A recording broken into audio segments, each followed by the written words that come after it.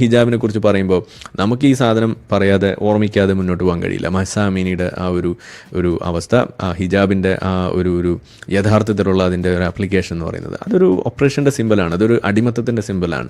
അത് നമ്മളിവിടെ പറയാതെ അതെന്തോ മുന്തിയ സാധനമാണ് എന്ന് വരുത്തി തീർക്കാൻ നടക്കുന്ന ഈ ഒരു കർണാടകയിൽ വിഷയം ഉണ്ടായപ്പോൾ നമ്മൾ അന്നും പ്രഖ്യാപിച്ചൊരു കാര്യമാണ്. ഹിജാബ് എന്ന് പറയുന്ന ആ മത ചിഹ്നം അതൊരു വസ്ത്രമാണ് എന്ന രീതിയിലേക്ക് നോർമലൈസ് ചെയ്യാൻ വേണ്ടി നടത്തുന്ന ഒരു ശ്രമത്തെയും നമ്മൾ ഡയറക്ട്ലി ഓർ ഇൻഡയറക്ട്ലി ഒരു തരത്തിലും പിന്തുണയ്ക്കില്ല എന്ന് അന്ന് നമ്മൾ പറഞ്ഞ കാര്യമാണ്.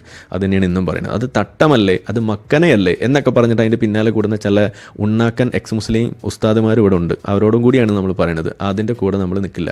ഈ സാധനം അടിമത്തത്തിൻ്റെ ഒരു പ്രതീകമാണ്, ഓപ്പറേഷൻ്റെ സിമ്പലാണ്. അതിൻ്റെ ഒപ്പം നിൽക്കാൻ നമ്മളെ കിട്ടില്ല, നമ്മൾ നിൽക്കാൻ പാടില്ല എന്ന് തന്നെയാണ് ഞാൻ പറയുള്ളൂ. കാരണം ഈ സാധനം നിങ്ങളിവിടെ വിചാരിക്കുന്ന പോലെ ഒരു 3/4 മീറ്റർ തുണിയിൽ നിൽക്കുന്ന സാധനമല്ല. ഈ ഹിജാബ് നിയമം എന്ന് പറയുന്നത് അതൊരു പാക്കേജാണ്.